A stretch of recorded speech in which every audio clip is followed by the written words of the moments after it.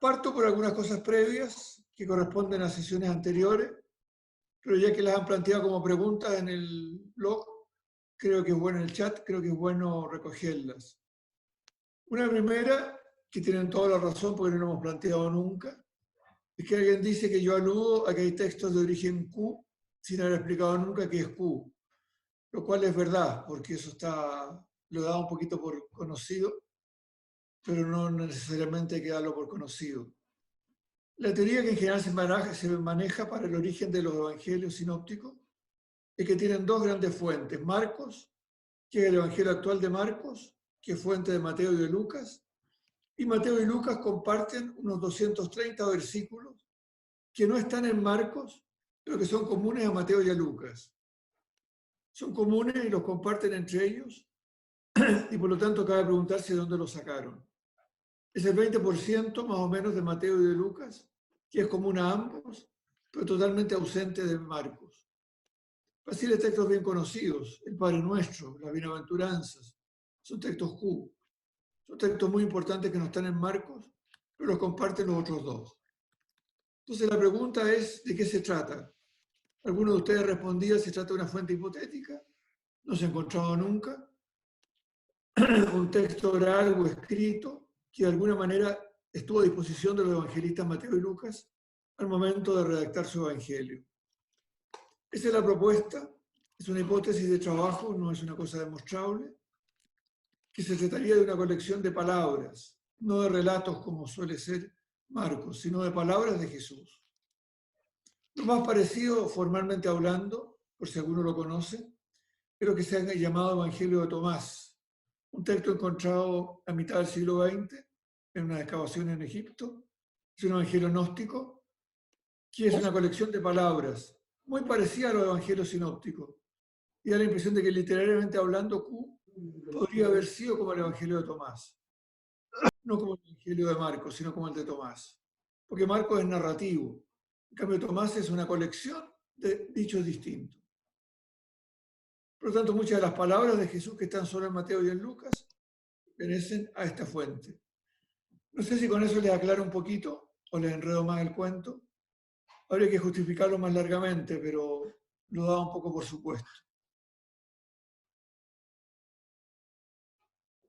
Una segunda cosa, de cosas previas, alguno dice que yo planteo que hay un matiz eclesial en la multiplicación de los panes.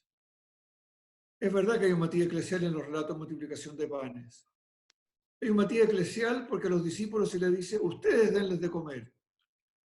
Cuando los discípulos no son capaces, Jesús toma el pan, lo parte, se los entrega a ellos y ellos lo reparten a la gente. Es decir, los encargados de alimentar a la multitud no es solo Jesús, sino que son también los discípulos, pero los discípulos que primero se asustan, se sienten incapaces, y luego que Jesús ha multiplicado el pan, ellos son los encargados de repartirlo.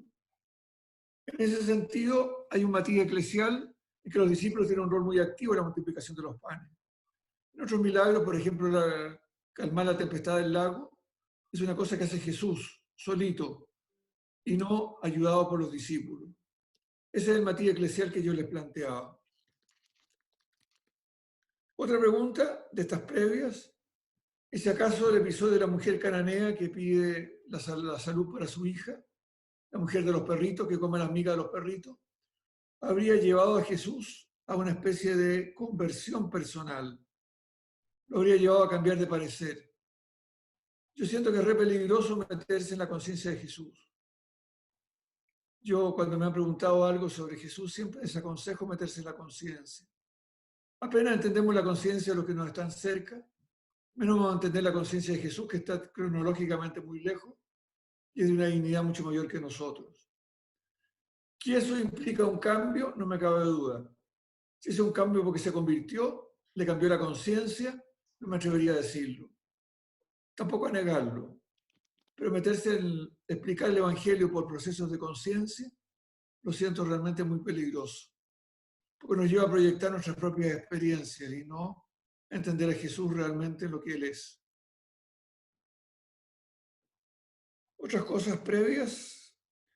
Yo hablo de los misioneros itinerantes y digo que eso no se ha traducido en normas concretas para la iglesia. En la actualidad hay algunos misioneros itinerantes en el pueblo de Dios, pero no hay una especie de práctica de la misión itinerante. No hay una práctica de que haya misioneros que vayan de casa en casa, sin lugar fijo, permanentemente. Es decir, eso no se tradujo en normas concretas. A eso me refería. Y comentan aquello de el que quiere seguirlo, y Jesús le dice el que quiere seguirlo, déjame primero enterrar a mi padre y luego te seguiré. Y Jesús le dice, deja que los muertos entierren a sus muertos. No hay que pensar eso como una cosa un poco dramática, en que había un hombre que tenía a su papá muerto en la casa y pide ir a enterrarlo, sino que se trata de pensar esa experiencia que se dice, mira, mi papá es tan viejo, déjame cuidarlo hasta que se mueran, hasta enterrarlo, y ahí te sigo. Es decir, es postergar la respuesta de Jesús por otros cuidados previos, como el cuidado de los propios padres. Entonces no se trata de esa cosa dramática, dejar que quede ahí dando vueltas en la habitación de tu casa, sino que se trata de una petición más interesante. Déjame cuidarlo hasta el momento de su muerte. Y Jesús dice, cuando está el llamado del Señor, no hay que anteponer otras cosas. Me parece que ese es el punto esencial. Esas son las cosas previas que yo tenía recogidas. No había muchas preguntas. Llegaron algunas hoy día nomás en la mañana. Parto con las preguntas que son más propias de los textos que hoy día nos tocaban. Del capítulo 18, yo les pongo que hay que acoger a los pequeñitos, a los niñitos, a los microi, a los débiles, a los pequeños, a los que no valen y a los hermanos. Y comento yo que no ha habido mucha acogida a los pequeños. Yo creo que es verdad. Yo creo que es verdad que no hay mucha acogida a los pequeños. La iglesia nos cuesta acoger a los más débiles. Nos cuesta acoger a los que no son perseverantes. Nos cuesta acoger a los que tienen una experiencia religiosa pequeñita, de santuario y nada más. Nos cuesta acoger a los que son inconstantes, a los que caen una y otra vez los mismos pecados, las mismas faltas y no son capaces de renovarse. Yo digo, a manera un poco burlesca, que si llega a una parroquia a ofrecerse una viejita chacosa, mire padre, yo le ayudo en lo que quiera, uno le da consejos bonitos y dice, esta señora no me sirve para nada finalmente, una viejita chacosa que no me va a ayudar en nada concreto. Llega un matrimonio joven, sano, lleno de vitalidad y con buena experiencia, y dice, padre, ¿le puedo ayudar en algo? Qué maravilla, ahora encontré gente que me va a ayudar. Entonces, ¿por qué no valoramos de la misma manera? Tenemos poco criterio para valorar a los más débiles, a los más frágiles. Y creo que eso es interesante dentro del planteamiento de la comunidad. En la comunidad o se los valora a todos o no se valora a nadie. Estos días de pandemia, que son bien complicados para el mundo entero, una famosa comunidad italiana que vive en Roma, la comunidad de Sant'Egidio, ha puesto el acento en que no hay una salud discriminatoria. Es decir, a los jóvenes se los salva y a los viejitos que se mueren tranquilos porque ya no tienen nada que hacer. Diciendo una sociedad que no cuida a sus mayores es una sociedad que está perdida en su futuro, que no tiene futuro. Porque el futuro también depende de los mayores, no solo depende de los jóvenes. Cuando nos vamos poniendo viejitos, eso hay que defenderlo muy claramente.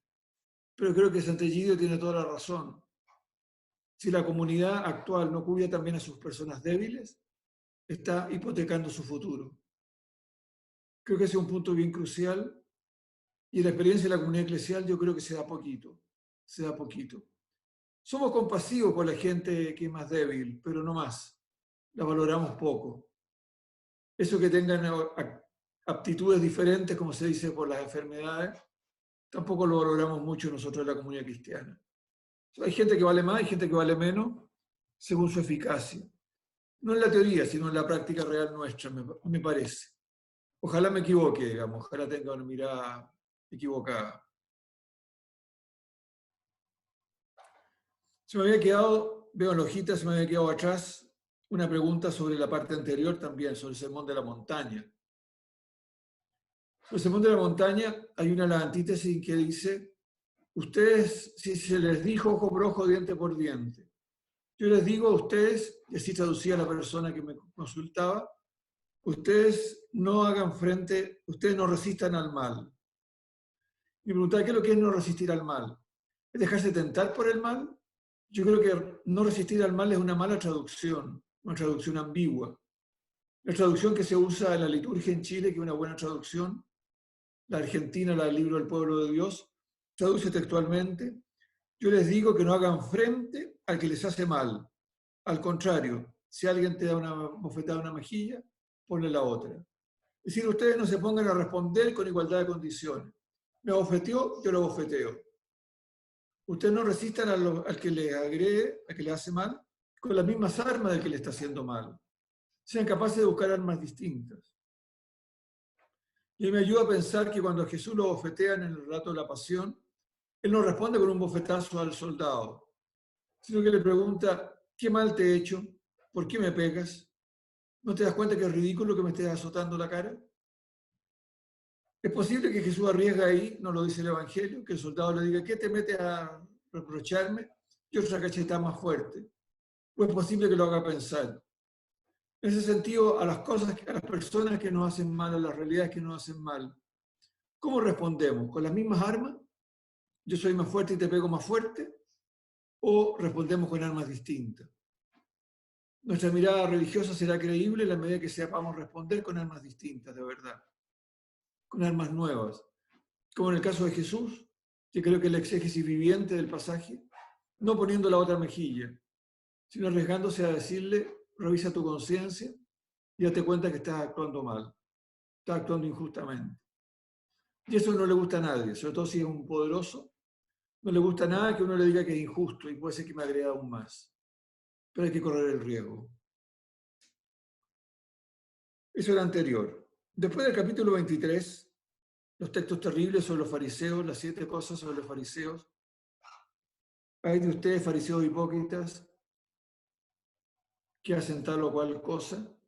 Alguien me pregunta si aquí no habría, junto a la crítica a los fariseos, una crítica a los pastores cristianos. Yo creo que directamente no. Directamente es un texto dirigido a los fariseos. Pero el peligro del fariseísmo, como actitud interior, actitud espiritual, está presente en la vida de la iglesia siempre, permanentemente. Es quizá una de las tentaciones más graves que tenemos como iglesia, es actuar a la manera, al estilo, con las características, con los criterios de los fariseos. Si San Mateo es tan duro con los fariseos, es porque uno se da cuenta de que es una tentación para los creyentes. Uno suele ser muy duro con aquellos que tiene más cercanos, que tiene la tentación de ser parecido a ellos. Uno dice: yo no soy como ellos, soy distinto, y los critico muy claramente. ¿Pero de verdad es tan distinto? ¿O de repente les bien parecido? A mí me abisma porque esas 7 hay contra los fariseos, uno podría aplicarlos todos a prácticas eclesiales, prácticamente. A los curas nos encanta que nos llamen padre por la calle, vamos a un lugar, nos ponen en el primer puesto, y así suma y sigue todo lo que uno quiera. Y eso es la actitud farisaica típica. Típica. Nos vestimos con cosas especiales, actitud farisaica clásica. Cerramos la puerta, decimos que las exigencias del reino son enormes, que cuesta mucho cumplirlas, que hay que trabajar mucho, y no entramos nosotros, que lo proclamamos, y tampoco dejamos que la gente entre porque las desanimamos. ¿Cómo somos capaces de plantear una moral cristiana gradual, que poquito a poquito les vaya permitiendo entrar en algo que a veces es muy difícil? Son desafíos gigantescos. Entonces, al que me preguntaba, yo le diría: yo creo que en el texto mismo no hay una crítica a los pastores de la iglesia, a los discípulos, pero que el peligro farisaico está metido en los pastores de la iglesia o en la iglesia entera, pero evidente. Es quizás de los peligros más permanentes. Y hemos generado una idea pésima de los fariseos para decir: nosotros no somos fariseos, pero finalmente creo que lo somos muchas veces. Es por lo menos mi lectura del texto. Y creo que un texto dramático como examen de conciencia, el texto de las 7 cosas contra los fariseos.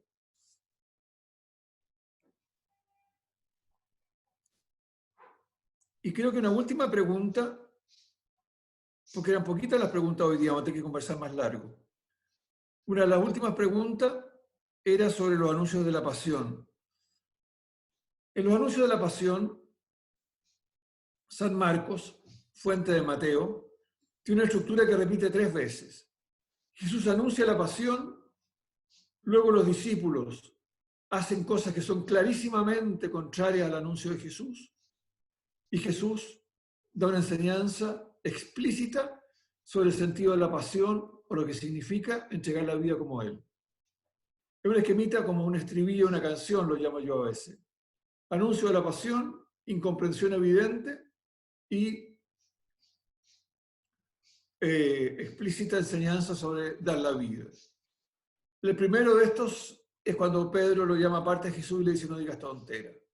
¿Cómo tú vas a ir a morir a Jerusalén? Y Pedro no entiende nada y Jesús le responde: aléjate de mí, Satanás. Ya lo habíamos alguna vez anterior. En este bloque de hoy día nos toca la experiencia de los discípulos que se acercan a Jesús, que luego que ha anunciado su pasión, y le dice: maestro, cuando lleguemos a Jerusalén, nosotros estamos dateados, uno a la derecha y el otro a la izquierda. Te hemos acompañado todo el camino, ponnos los primeros puestos cuando tú reines. No están entendiendo nada, no están entendiendo que los primeros puestos son ir a la cruz con Jesús. Están totalmente perdidos. San Mateo, que defiende mucho a los discípulos, dice que la petición no la hacen los discípulos, como señala San Marcos, sino la mamá de los discípulos. A las mamás se les permite todo por sus hijos, digamos. Les permite que hagan peticiones extrañas, incluso por los hijos. Pero eso es, yo creo que arreglín de San Mateo para salvarle un poco el honor a Santiago y a Juan, que son personajes muy importantes. Entonces, en este sentido, ese estribillo aparece en Mateo. En Mateo no está tan claramente planteado las 3 veces, pero la estructura básica sí permanece, porque Mateo sigue muy de cerca a Marcos. Bien, esas son las preguntas que yo recogí del chat. No eran muchas, algunas aparecieron ahora hace poquitito, pero probablemente tengan ustedes más preguntas que plantear, así que abrimos un espacio de diálogo, de conversación. Marcelo se nos escapó, así que modero un poquito yo mientras tanto. Ahí volvió Marcelo. Primero, Lidera tú, Marcelo, el diálogo. muy bien. ¿Sobre los textos que hemos visto hoy día o textos o problemas que están de más largo arrastre? Muy bien. Aquí el padre Cristian Borgoño y el diácono Porfirio han planteado 2 preguntas en el chat. Yo los invito a que las formulen ellos mismos. Cristian, te doy la palabra. Y si alguien no quiere, lo hago yo, la leo, pero le doy la palabra. No, tranquilo. Entonces, Eduardo, gracias de nuevo por el curso, muy interesante. La pregunta es por el milagro de la multiplicación de los panes, porque es el milagro que aparece en los 4 evangelios. Me parece que el único, claro, podemos considerar que los evangelios en los milagros de San Juan son milagros desarrollados que se basan en otros que aparecen en los sinópticos también. Pero explícitamente como tal, y con una estructura bastante parecida, más allá del discurso que pone Juan en la sinagoga de Cafarnaúm, es un milagro que sorprende por eso, al menos a primera vista. Y mi pregunta es, ¿cómo se interpreta ese hecho, o si lo queremos mirar de un punto de vista más objetivo, entre comillas, ¿por qué para la comunidad, para todas las comunidades cristianas, o al menos las que están representadas en los evangelios, es un milagro tan importante que no puede no contarse, llamémoslo así, en un evangelio que se llame como tal, digamos, que se precie de ser tal? Bien, gracias, Cristian. Tienes tú toda la razón de que el milagro de la multiplicación de los panes está en los 4, porque uno de los signos más evidentes de la llegada de la era mesiánica en el Antiguo Testamento es que Dios establecerá un gran banquete en las montañas de Israel para todos los pueblos de Dios. Es decir, el reino es un banquete, el banquete del reino, como aparece en algunas parábolas. Y es una mesa puesta sobre los campos, las colinas de Israel, que serán todos invitados. Jesús es el momento del gran banquete del reino.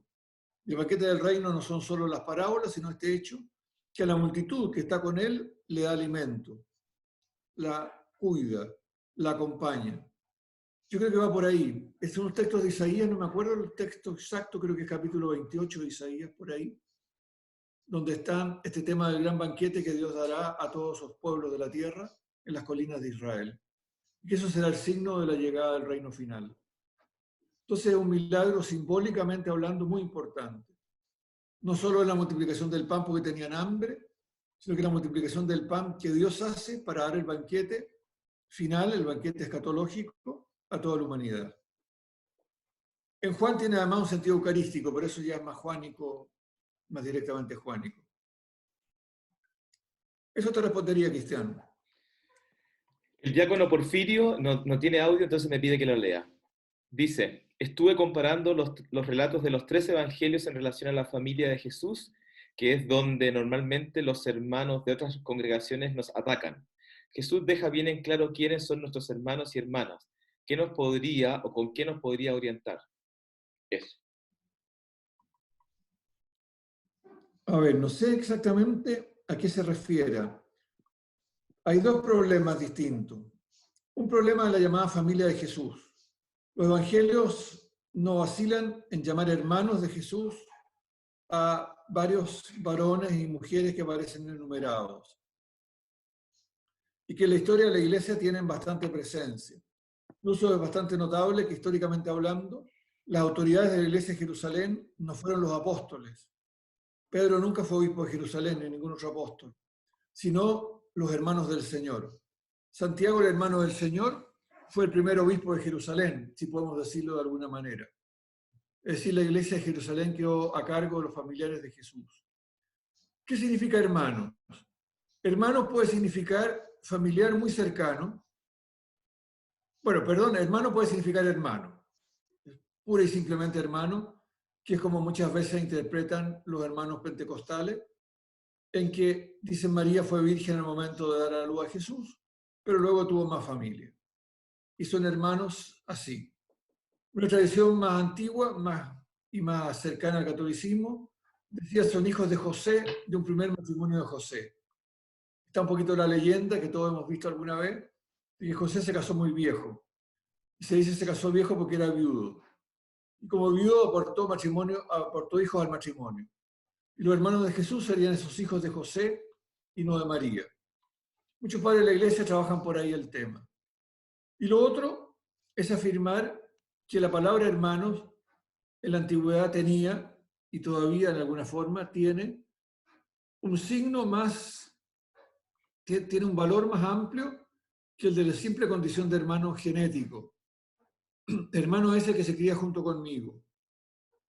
¿Cuántas veces, por ejemplo, pasa que una familia tiene unos hijos y recibe un hijo adoptivo y lo llama hermano?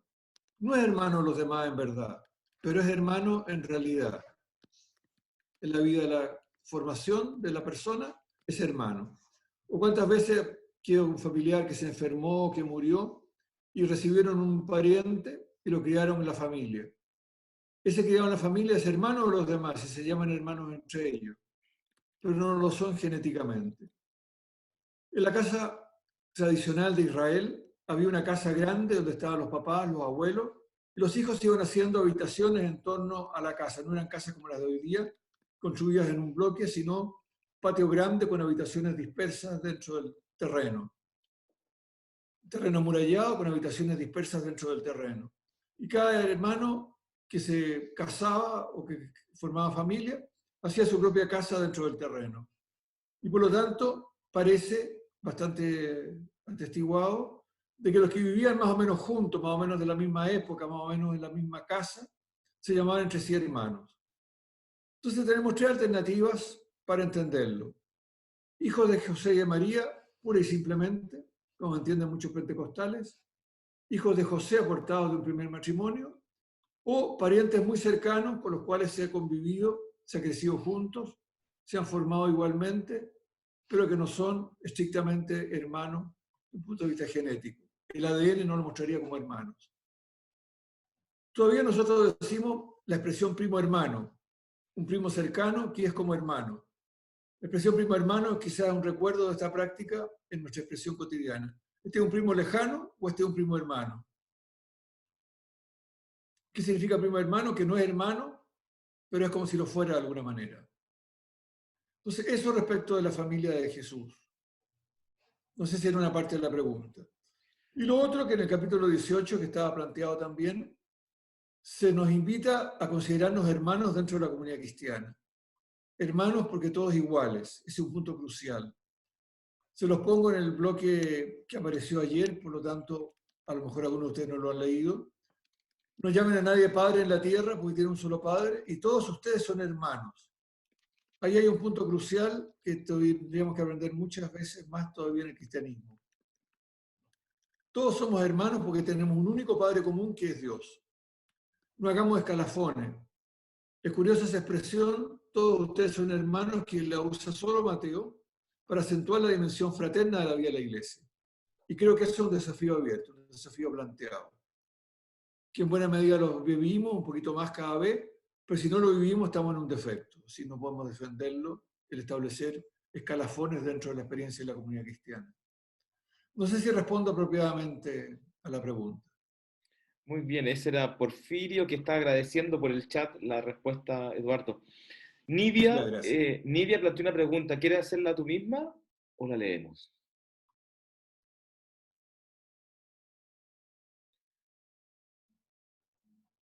No la escucho. Hago yo. Ya. Padre,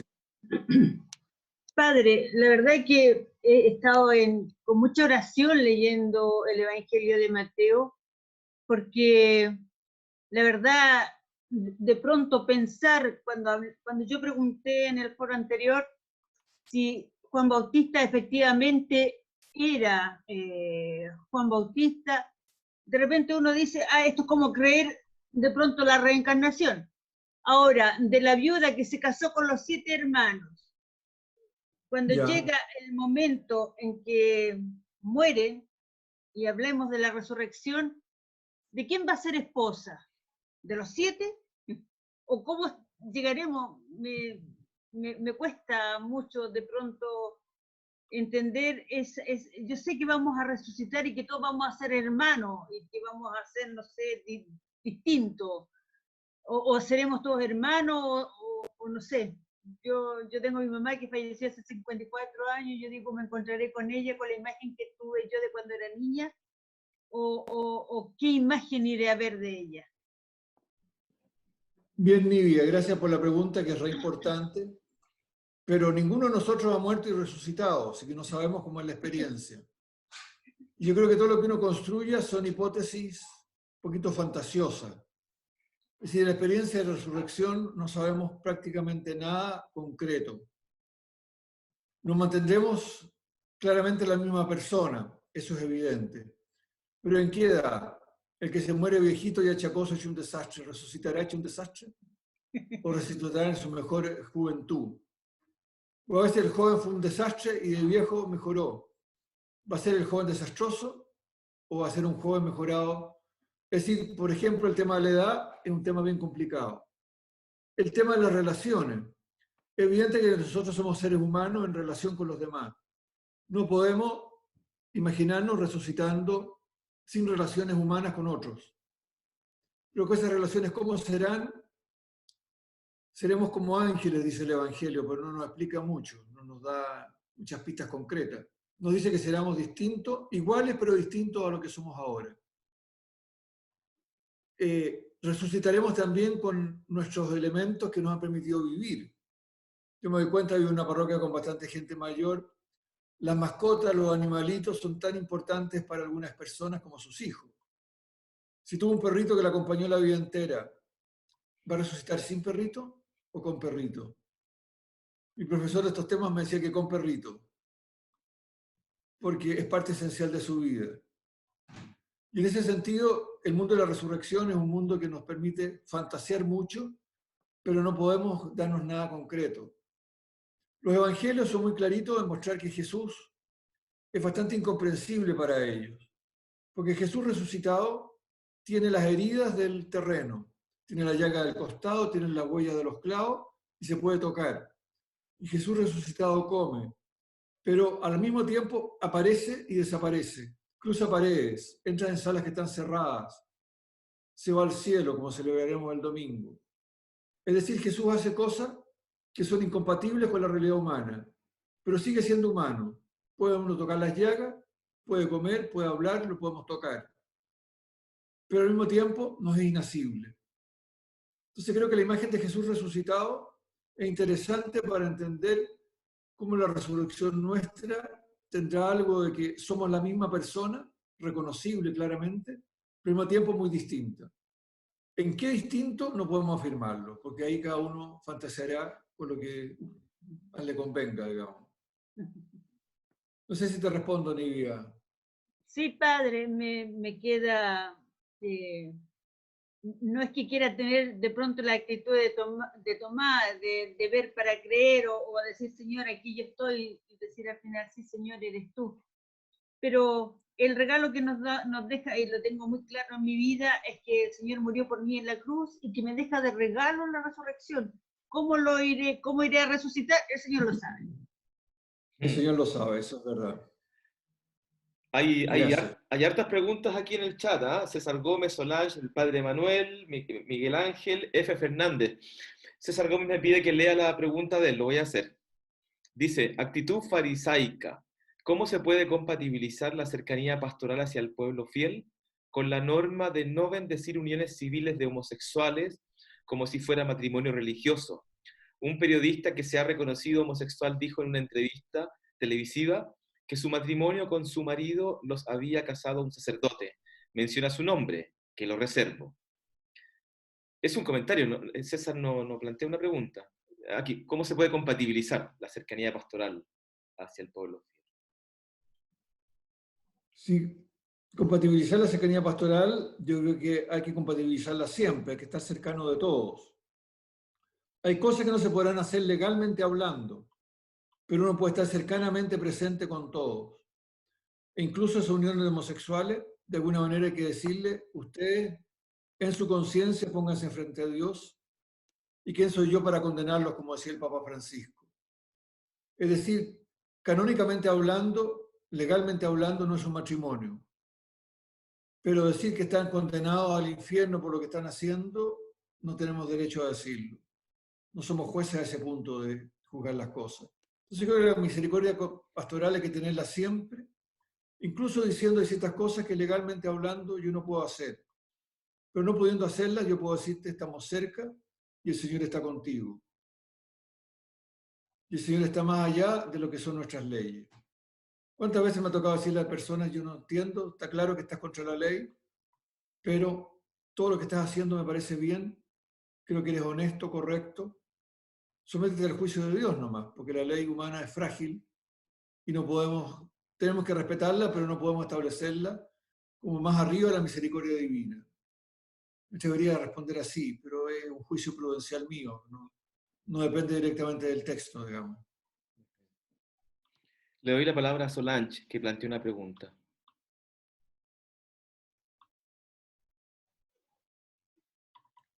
Ya, ahora sí, padre, hola. Es que usted en los textos colocó que cuando Jesús entra a Jerusalén, entra con un discurso un poco más agresivo, un poco más fuerte, distinto, como el más misericordioso, un poco más hablando como del perdón que había en Cafarnaúm, en otras partes.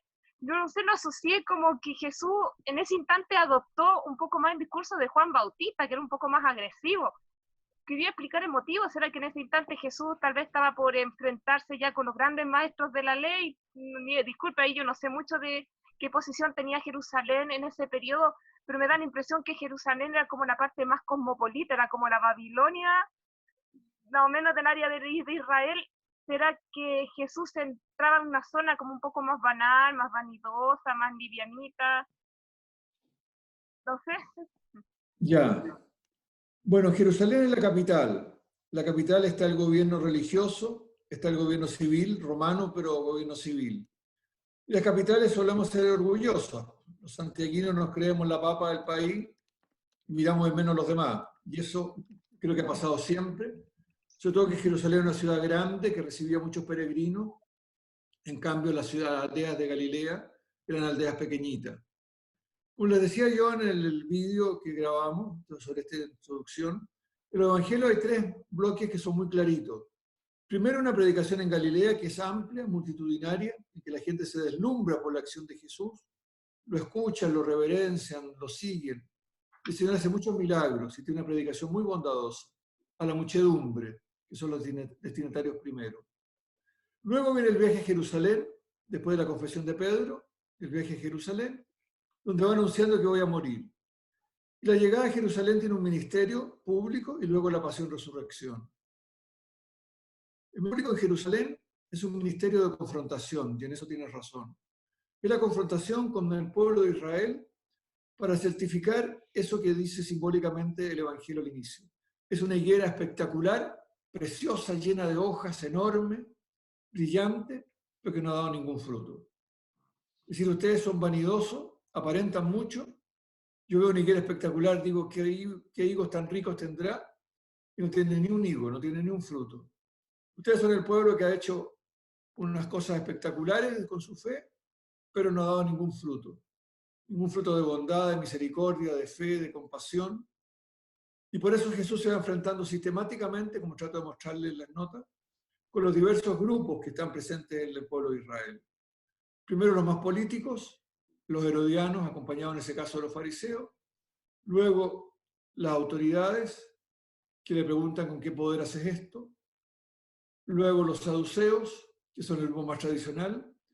Y luego con los fariseos, que son el grupo más cercano a la iglesia, al cristianismo naciente, con los cuales tratan de cooptar a Jesús a su grupo. Muy bien, maestro, ha hablado perfecto el maestro de la ley. Pero Jesús de inmediato les dice, perfecto, estamos de acuerdo en la doctrina, pero ustedes no reconocen al Mesías. Y eso nos distancia. Eso nos separa, eso nos hace diversos. Entonces, en este sentido, hay un Jesús distinto, porque hay un Jesús que quiere ratificar, por decirlo de alguna manera, que él tiene discrepancias con todos los grandes grupos ideológicos o religiosos o políticos del mundo de Israel. Él no es un hombre indiferente que predica el bien así nomás, sino que también hay diferencias de horizonte político, de horizonte religioso, de horizonte humano, con los diversos grupos que conforman el pueblo. Y esa ratificación es el segundo día en Jerusalén, o los 2 días en Jerusalén. Los 2 días en Jerusalén son la gran toma de posición frente a una realidad esplendorosa que es el templo y el poder religioso, pero que no está dando el fruto que Dios espera de él. Por eso les va a arrebatar la viña. Se trata de certificar de que el pueblo no ha estado a la altura de la misión recibida, por decirlo de alguna manera. Eso me atrevería a responder. Gracias, padre. Padre Manuel Carmona, le doy la palabra. Bueno, primero que nada, gracias por este curso que lo encuentro realmente muy bueno. Quiero encauzar la pregunta de la siguiente manera. Desde el primer día hemos visto que el esfuerzo de San Mateo es para hablarle a esta comunidad judeo-cristiana, supuestamente de Antioquía. Y en ese sentido va contrastando la realidad del cristianismo con la realidad del judaísmo, en el Sermón de la Montaña, en las parábolas, etc. Y ahora al final aparece todo el tema de Jerusalén mismo, y mi pregunta es la siguiente. ¿Ve San Mateo en la caída de Jerusalén, en la destrucción del templo, una suerte de, no digo superación, pero sí de una nueva realidad que ha irrumpido, que es la realidad cristiana, que debe tomar, por así decirlo, la posta que había traído el pueblo de Israel en cuanto a la revelación, al haber sido luz de las naciones, que era lo que Dios esperaba de ellos, y que ahora le corresponde al pueblo cristiano, a los seguidores de Jesús. ¿Va por ahí la cosa? ¿Se interpreta la caída de Jerusalén, la destrucción del templo de esa manera? Yo estaría de acuerdo contigo, Manuel. Creo que va por ahí la cosa. La destrucción del templo, que sucederá antes que se acabe esta generación, como dice el texto, es una muestra de que el templo no ha dado el fruto que se esperaba de él. Y de hecho el templo destruido es de alguna manera la ruina de esa estructura antigua de religiosidad judaica, que intenta renovarse por el lado judío con la sinagoga y los rabinos. Pero Mateo dice, no, los verdaderos herederos de esa tradición somos nosotros, que hemos descubierto otra manera de vivir la fe, mucho más profunda que la de los rabinos y la de la sinagoga. Entonces es disputarse la herencia, pero la caída del templo es de alguna manera el fin de la forma antigua de relacionarse con Dios que tenía Israel. Es la ratificación de que eso no daba fruto. Pero de acuerdo contigo, Manuel, creo que has interpretado muy bien la cosa.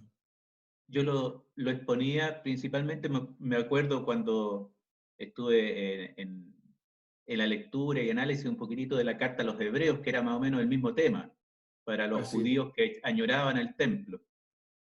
Así es. Gracias. Se le habla a judíos que están nostálgicos de lo antiguo para decirles que lo antiguo pasó, lo antiguo no daba fruto, hay una realidad nueva. La realidad nueva la inaugura Jesús con su muerte y resurrección. Siguen llegando preguntas aquí al chat y el tiempo es escaso, entonces me voy a permitir leer dos que hay aquí.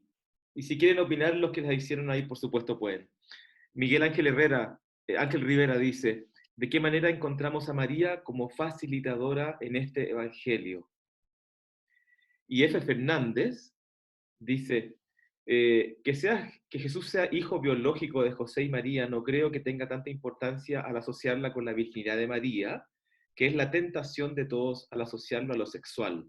Lo importante es que Dios, no sabemos, pero se vale de medios para hacer su voluntad. ¿Qué opina? A ver, la primera. María, la verdad, está poco presente en el Evangelio de Mateo. Depende de Mateo, depende de Marcos, y en Marcos también está poco presente. A diferencia de Lucas. En Lucas María juega un rol central, en Juan también, pero en el Evangelio de Mateo es un rol secundario. Acuérdense lo que veíamos en el Evangelio de la Infancia, que el que la lleva en el Evangelio de la Infancia es José y no María. José, el que debe superar los desconciertos, las angustias, el que debe acoger a María, el que debe huir con el niño a Egipto. En este sentido, en el Evangelio de Mateo la figura de María es bastante deslavada, poco presente. No tiene un rol significativo. Lo cual no significa hablar mal de María, significa decir que en ese contexto la teología mariana no estaba muy integrada todavía, por lo menos. Completamente distinto los dos evangelios más tardíos. En Lucas, María es el modelo del buen creyente, María es el modelo de lo que hay que hacer, y luego en San Juan, más claramente, incluso la que impulsa la obra de Jesús en las bodas de Caná, y lo acompaña hasta el pie de la cruz para ser la madre de la iglesia. Eso. Segundo, yo creo que Dios puede hacer cualquier cosa, eso es evidente. Y bien, Jesús podría ser hijo biológico de José y de María. Pero hay una tradición eclesial, desde Mateo en adelante, afirma la virginidad de María, es decir, afirma aquello que dice tan claramente, Mateo no había conocido a María, es decir, no tenía relaciones sexuales con ella, cuando María queda embarazada de Jesús. Yo creo que hay una afirmación que me parece respetable, muy confirmada por la tradición, muy válida. Si Dios podría haber actuado de otra manera, no me cabe duda. Podría haber sido de otra forma. Dios es Dios y puede hacer lo que quiera, digamos. Pero da la impresión de que la Iglesia siempre ha reconocido esto. De a mí me parece que es interesante mantenerle el reconocimiento, que tiene que ver con una cosa más de fondo. Y es que Dios hace fecundo aquello que humanamente hablando parece infecundo. La virginidad, la Biblia la compara a la esterilidad. A la mujer estéril, Dios la llenó de hijos. A la mujer virgen, Dios le dio hijos. Es decir, aquella que humanamente hablando no puede tener descendencia, Dios le da descendencia. Y eso es un signo de que Dios privilegia a los más frágiles, a los más débiles, a los más abandonados. ¿Recuerdan ustedes los pasajes primeros del Antiguo Testamento en el Génesis, por ejemplo? La cantidad enorme de mujeres estériles que terminan teniendo descendencia, partiendo por Sara, la mujer de Abraham. Y eso es cosa de la bondad de Dios. Entonces creo que hay que integrar el tema del nacimiento virginal, no por el lado de que no es sexual y por lo tanto no está pecaminoso, sino por el lado de que Dios está gestando vida en aquella persona que no tiene aparentemente las condiciones para dar vida nueva. Una mujer que de verdad no teniendo relaciones con ningún varón no puede engendrar un hijo. Así como una mujer estéril tampoco ha podido engendrar un hijo. Entonces el tema de la gratuidad del don de Dios lo que está detrás del tema de la virginidad. No el rechazo de la sexualidad como perversa, por decirlo así, que eso en la Biblia no está en ninguna parte, ni es cristiano tampoco, digamos. Eso es asumido de una cierta filosofía griega que le ha hecho mucho mal al cristianismo pero es una cosa fuera de la Biblia, digamos. En la Biblia la sexualidad siempre es un valor. No se le olvide nunca que las primeras palabras del Génesis del Dios a la humanidad es multiplíquense y sean fecundos. Y eso no es por fecundidad de una madre virgen, sino por una fecundidad humana normal. Y eso es el gran mandato de Dios, el mandato creacional de Dios, que no ha sido negado en ningún momento. Bien, eso respondería. Marcelo, te toca de nuevo reaparecer.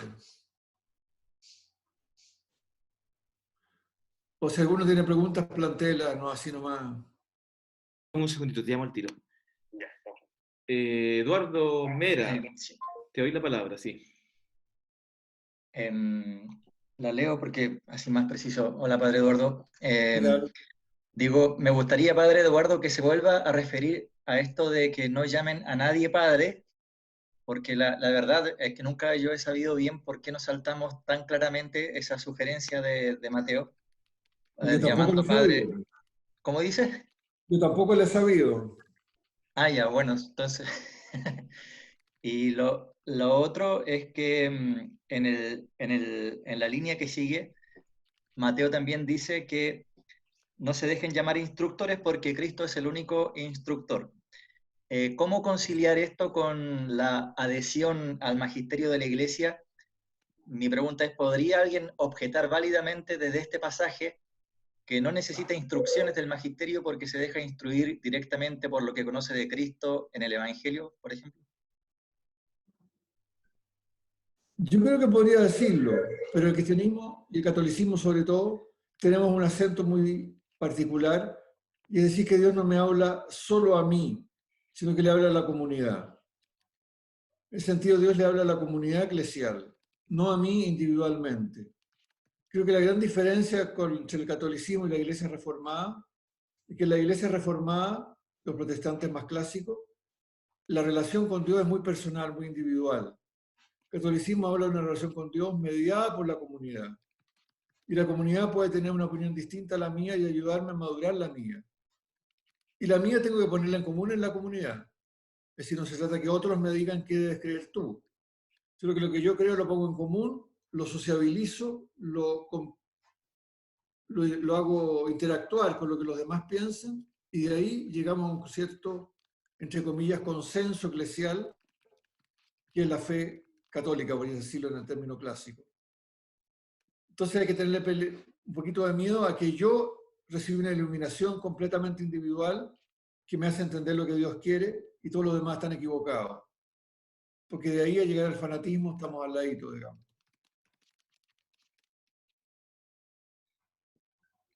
¿Y por qué no llamamos padre o cosas de esos nombres? Y catequista, que ustedes les puse las palabras puestas ahí, son palabras que usamos bastante. Padre, didáscalos, maestros y catequistas, instructores. A mí me parece que valdría la pena, no sé si suprimir la palabra, porque a veces las palabras no valen demasiado, otras veces sí, pero suprimir la realidad es importante. En el sentido que no haya actitudes tan reverenciales que yo diga, si lo dice tal persona, tendrá que ser cierto. Es decir, si lo dice tal persona y yo discrepo, yo tengo que plantearle, no estoy de acuerdo contigo. Eso me parece que es de los aprendizajes que estamos haciendo en la Iglesia chilena en estos años recientes, que es muy importante aprendizaje. No hay que tragarse la afirmación de nadie como una especie de afirmación semidivina, allá sea el Papa o quien sea, digamos, sino que todo debe ser sometido de alguna manera al juicio de la comunidad eclesial, y si yo tengo discrepancia, tengo todo el derecho a plantearlo. Entonces, a nadie se sometan como padre. Yo creo que esa sería una traducción más libre y que hay que hacerlo de todas maneras. Mejor todavía si no lo llaman así, de acuerdo. Cristian, padre, tienes la palabra. Me da risa, padre. Pero bueno, a propósito de lo... A propósito, padre. Pero, o sea, yo tengo una pregunta más de fondo, porque más allá de este versículo, está lleno de afirmaciones prácticas bien concretas de Jesús en los evangelios. Y mi problema es qué peso tenemos que darle a las palabras tal cual están en el Evangelio, si no tenemos seguridad alguna que hayan sido pronunciadas tal cual de la boca de Jesús, por lo menos la gran mayoría. Después está todo este debate que tú bien conoces, Eduardo, de la ipsísima verba Jesu, etcétera, etcétera. Pero yo creo que la idea es mantenerse alejado de dos extremos. Uno, tú de cierta manera ya lo mencionaste, que es el fundamentalismo bíblico. Es decir, bueno, la Biblia, hay un versículo que dice esto, por lo tanto se hace así tal cual. Y por el otro lado, no considerar a los evangelios como una tradición eclesial más antigua, y quizás por eso que tenga algún valor, sino que como palabra de Dios, ¿no? Entonces, ante esta multitud de indicaciones concretas que da Jesús, algunas de las cuales se han tomado en serio, otras no tanto, lo que acabamos de comentar parece que no. ¿Cuál es, digamos, una posición equilibrada para tampoco andar demonizando o andar midiendo la práctica eclesial si es conforme o no a la literalidad de las palabras de Jesús, creo yo? Yo creo que la Iglesia se ha sentido siempre capaz de no seguir literalmente la práctica de Jesús. Por ejemplo, Jesús concretamente vivió la circuncisión y debe haber propuesto la circuncisión como camino normal, porque lo que hacían todos.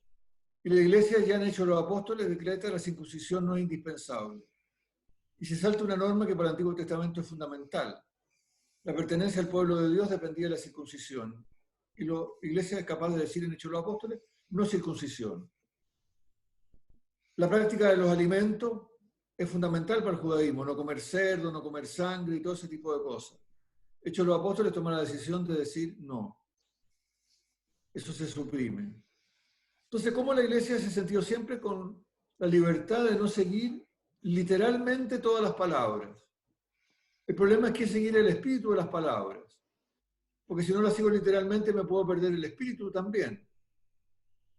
Y ahí, claro, hay un campo muy abierto y muy refaloso, porque si bien la literalidad no es exigible, y tienes toda la razón, tampoco es exigible o tampoco es correcta la libertad absoluta. Yo interpreto como me da la gana. Por otra parte, también las normas mismas de San Pablo, por ejemplo, que están en la palabra de Dios, la Iglesia se ha sentido capaz de saltárselas, sobre todo en los años recientes. El marido es cabeza de la mujer y la mujer cállese en la Iglesia porque no tiene nada que decir. Es un tema que no podemos aceptar hoy día, y está dicho en San Pablo claramente. San Pablo habla de la esclavitud como una cosa normal, solo que los amos sean correctos con los esclavos. No podríamos hoy día como Iglesia defender la esclavitud porque está presente en el Nuevo Testamento. Entonces, en ese sentido, la evolución histórica de la humanidad hace también que ciertas cosas vayan replanteándose. Se han replanteado de manera distinta. Como hoy día la interrelación entre los seres humanos se está replanteando en estos momentos mismos de la sociedad. Cómo nos relacionamos unos con otros, cómo vivimos la autoridad, cómo vivimos la fraternidad. Y eso nos lleva a ser más sensibles frente a este tipo de textos. Y a lo mejor tenemos que de ahí aprender una práctica distinta. Eso me gustaría decirte, Cristian. Pero es un tema bien complicado que tú planteas, que da para un abanico enorme.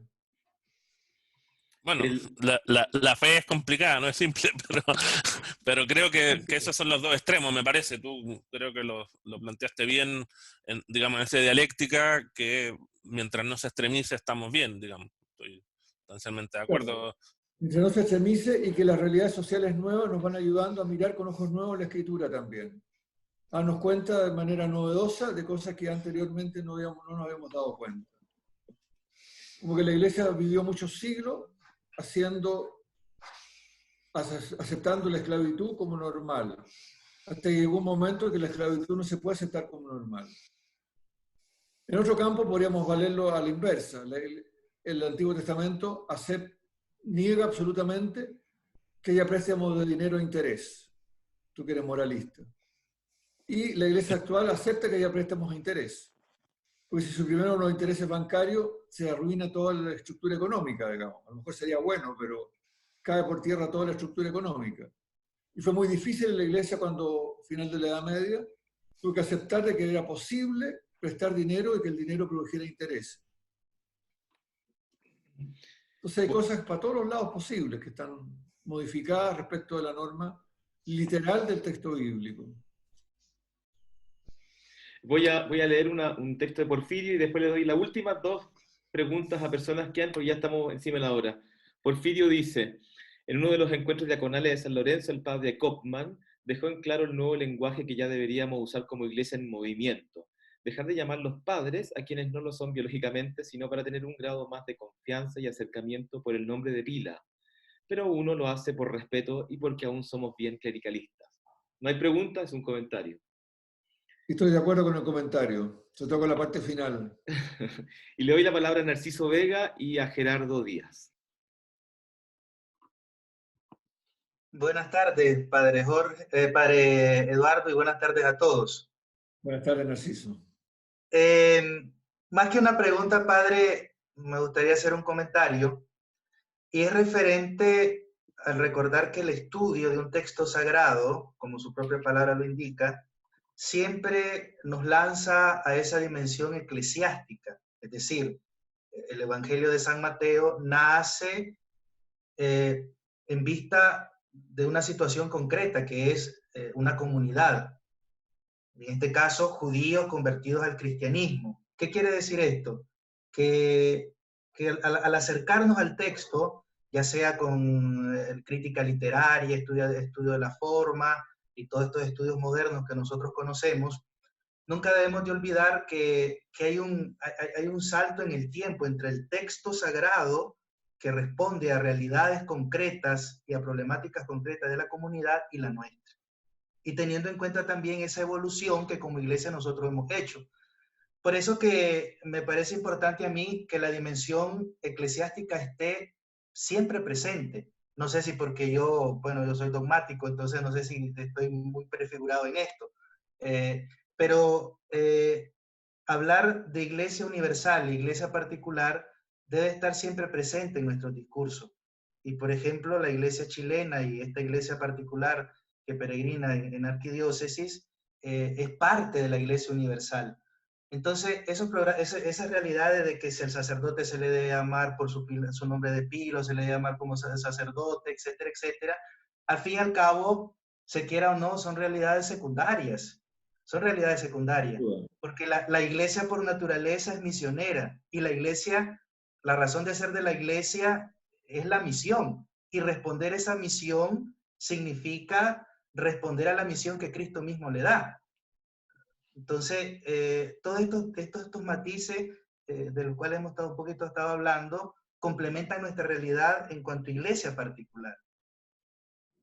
Entonces, es peligroso muchas veces estar confundiendo los distintos ámbitos de acercamiento al texto sagrado. Me gustó mucho cuando usted dijo o habló sobre la conciencia de Jesús. Ya sabemos que desde el punto de vista bíblico es un tema bien amplio hablar de la autoconciencia de Jesús en cuanto verdadero Dios y verdadero hombre. Pero me gustó esa expresión que usted dijo. Cuando hablamos de la conciencia de Jesús es muy peligroso porque puedo acercarme a apreciar la persona de Jesús en cuanto a mi propia experiencia, la experiencia como individuo. Y al menos yo como sacerdote, no tengo muchos años de ordenado, voy a tener 13 años de ordenado sacerdote, me doy cuenta que ese es el riesgo más peligroso que nosotros podemos cometer, hablar de Dios o hablar de la iglesia a partir de mi propia experiencia. Y no teniendo presente la objetividad del mismo evangelio y la misma objetividad de la iglesia como tal. Porque polemizar mucho sobre la iglesia y su estructura jerárquica corre el riesgo después de banalizar a la iglesia misma como vehículo privilegiado de salvación. Ya sabemos que el Vaticano II supera en gran medida todo esto, lo que ya se sabe que la jerarquía está en función del pueblo de Dios, el pueblo de Dios necesita de la jerarquía. Pienso yo que sería también oportuno que nosotros los sacerdotes recordemos el enseñamiento sano del magisterio mismo de la iglesia y tener la capacidad de trascender esos problemas o esas dificultades que como iglesia particular hemos venido arrastrándonos. Le comento, padre, yo tengo poco de haber llegado a Chile, tengo 4 meses de estar por aquí, prácticamente. Está apareciendo. Sí, estoy apareciendo, entonces no conozco mucho, de la realidad chilena. Pero siento que yo cuando hablo de la iglesia, hablo de mi madre, porque nacimos a la vida eterna a través de la iglesia, a través de los sacramentos, y la iglesia es universal, y si estoy en Chile es por eso, porque creo firmemente que la iglesia es universal, si no me hubiera estado en mi país, lógicamente. Entonces, repito, tratar de ver siempre esa objetividad en el mismo evangelio, en la misma iglesia, para, a pesar de todas las dificultades que podemos estar viendo como sociedad, como iglesia, recordar que la iglesia debe tener la valentía de la predicación del evangelio. Este tiempo pascual nos lo recuerda. No podemos quedarnos con la idea de una iglesia temerosa, de una iglesia incapaz de predicar la justicia y denunciar la injusticia, propio por el miedo al qué dirán. Si nosotros vemos el Evangelio, Jesús es uno que habla claro, y habla claro, y no es que no tenga presente qué es lo que dicen sobre él, pero tiene más presente su misión. Bien, gracias, Narciso. Gracias, Padre. Gracias. Por último, ya sobre la hora, Gerardo Díaz pide que la lea una relación entre cómo el sensu fidei es, de alguna forma, desarticula un poco el clericalismo. El sensu fidei es la opinión común de las personas, la opinión de fe de la gente. Y en ese sentido, yo lo junto con la pregunta de Narciso, el punto de vista de que no podemos acercarnos a la realidad sino desde nuestra propia experiencia. Ninguno de nosotros está en un limbo extraño donde esté en el aire dando vuelta y se acerca objetivamente a las cosas. La objetividad, está claro en filosofía, no existe en el sentido absoluto, sino que todos tenemos un enfoque desde el cual miramos, una pregunta desde la cual nos acercamos a las realidades. Lo importante es que esa pregunta mía yo no la considere la respuesta absoluta. Es decir, la respuesta que yo me doy no es la absoluta. Junto a mí hay mucha otra gente que está haciendo lo mismo. El que está al lado mío, desde su punto de vista, está mirando la misma realidad. Y no puedo pretender yo que mi enfoque sea el enfoque. Mi enfoque es un enfoque válido, el que yo necesito, porque yo tengo que vivir mi experiencia de Dios, mi mirada al Evangelio, mi lectura de los textos. Pero los hermanos que están al lado mío también tienen su mirada de Dios. Y el sentido de la fe del pueblo de Dios es que estas miradas personales las pongamos en conjunto, las integremos todas. No sea yo solo el que diga yo y mi Dios, yo respondo, sino que respondemos entre todos. Entre todos, ¿qué significa todo lo que estamos hoy día? Pero también todos los que han estado a lo largo de la historia. Porque este sentido de fe también recorre el tiempo histórico. Hoy día, por ejemplo, en la Sagrada Escritura se estudia mucho cómo a lo largo de los siglos cada texto ha sido interpretado.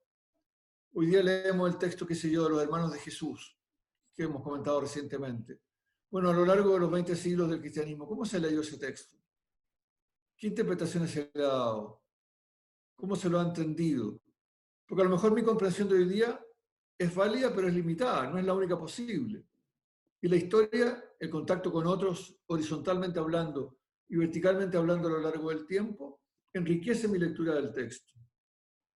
Desde ese punto de vista, no hay lectura válida si no es desde un punto de vista personal, concreto, histórico. Pero mi punto de vista tiene que interactuar con todos los demás puntos de vista. Y eso es lo que construye la comunión eclesial. Eso es lo que da el sentido de fe del pueblo de Dios. Y a mí me parece que es fundamental esta interacción. Como dice el documento de la Pontificia Comisión Bíblica de hace unos 15 años, que es un documento muy macizo, muy importante, el desafío actual es leer la Biblia en iglesia. Es la expresión que usa ella. Leer la Biblia en iglesia. No leer la Biblia individualmente, porque yo sueño fantasías, sino leerla en iglesia, como comunidad eclesial. Y en iglesia significa en la familia, significa en la parroquia, significa en el grupo pastoral, significa en todas las unidades menores donde se desarrolla nuestra vida. Y también en las dimensiones universales. Ahí se vive la experiencia de leer la Biblia en iglesia, como iglesia. Bien, eso respondería, porque estamos sobre la hora.